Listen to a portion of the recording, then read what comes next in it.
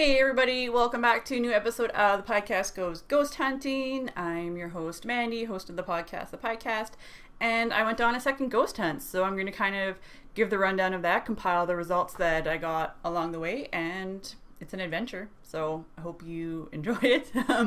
So to begin with, the second site from the first ghost hunt that I did, we decided to go back to another time because it is reportedly one of the most haunted places in Thunder Bay. So it's Trowbridge Falls Campground, which is just north of the city, maybe about a 10-15 minute drive outside of the city limits.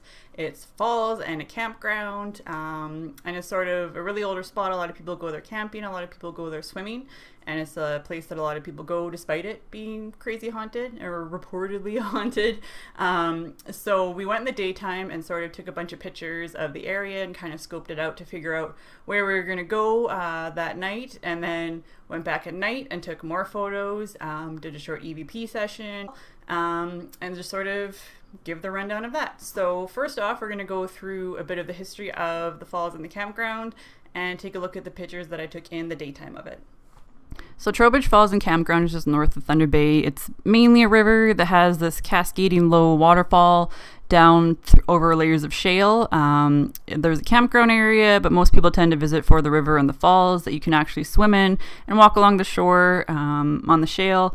It really goes out far. You can see most of these pictures of the water and sort of how the shale is. It's a really pretty area, and there's a lot of people that tend to go there and hang out because you can go right down, into the river. There's not really a steep river bank. There's actually stairs that are kind of cut out, and you can kind of go down them, walk along the shale, along the shore. But it's also one of the most haunted spots in Thunder Bay, and over the years there have been many reports of people meeting untimely deaths there, either from suicide or accidents, mainly in the river and the bridge area. And the bridge is reportedly the most active spot, so that's kind of where we concentrated and focused our efforts. Alright, so those are the pictures that I took in the daytime and a little brief history of it. It's a really pretty area, especially in the fall time. There's a lot of people that go there swimming, go there for barbecues, go there for wedding pictures, and camp there as well. It's a pretty popular place. So now we're going to take a look at some of the nighttime photos that I took, and maybe there was something caught on one of the cameras. Okay, so this is the picture in question that I took at Trowbridge. I took a few pictures in sequence, sort of, and it was just mainly because it was a new moon. The full moon was the next day, so it was sort of reflecting really brightly on the water, and it was just like a really nice image, and I was taking pictures down, towards the water in case there was anything down there. Didn't notice anything at the time.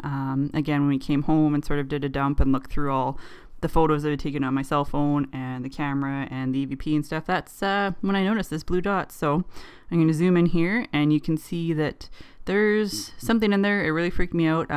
My husband thinks it looks like a gray alien face. I kind of tend to agree. If not that, then it's definitely something, and it's weird and it's freaky. I'll zoom back out to the main picture here, and you can kind of see where it is in relation to that one.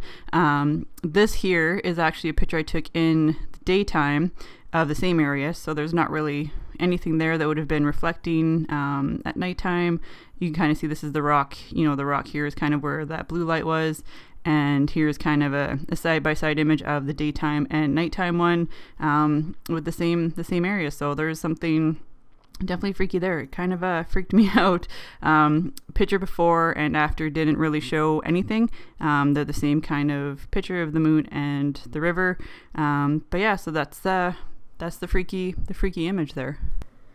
All right, so that was the little bit of photos that I did. You can see the weird blue thing in the one. I mean, I don't really know what it is. It really freaked me out. I'm going to be completely honest. When we came home and we're kind of going through the photos and I was looking at them on my camera, I didn't really see anything on that one, and I was looking through the ones on my phone, and I was like, what the hell is this? Like, this is crazy. We looked at it on our big TV and kind of zoomed in, and yeah, it was really intense. It freaked me out. But it's one of those things, right? Because you go ghost hunting, and I'm like, I guess I should be happy that I found something. I mean, you kind of go with the expectation or the hope that you are going to find something, but maybe in the back of your mind, you always have that little bit of feeling like, I kind of hope I don't because it's scary.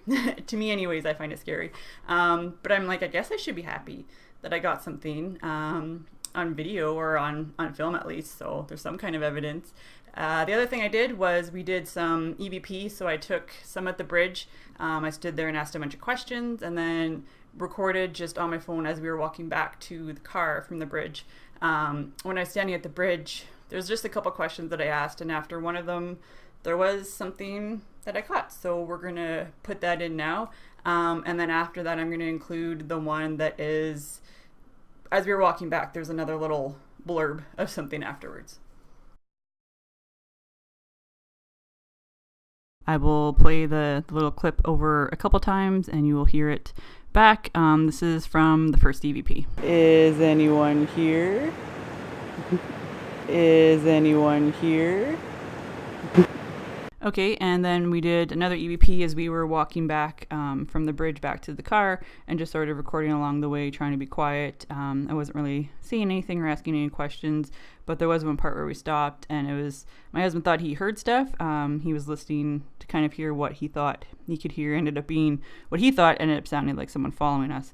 I didn't hear it at the time and he wouldn't tell me what he heard at the time because he didn't want to sort of cloud my ideas of what I might hear later. But right before he starts talking again, there's the same kind of sound. So we'll play that now. What did you hear? What did you hear? So that's the two EVPs. So that was the EVP. I don't know what you heard. I heard definitely a giggle is what it sounded like to me, or someone just kind of making a little laugh, snort type thing. I didn't expect to hear anything on the EVP. Again, it's one of those things like I kind of should be happy that I caught something, but it also kind of creeps me out.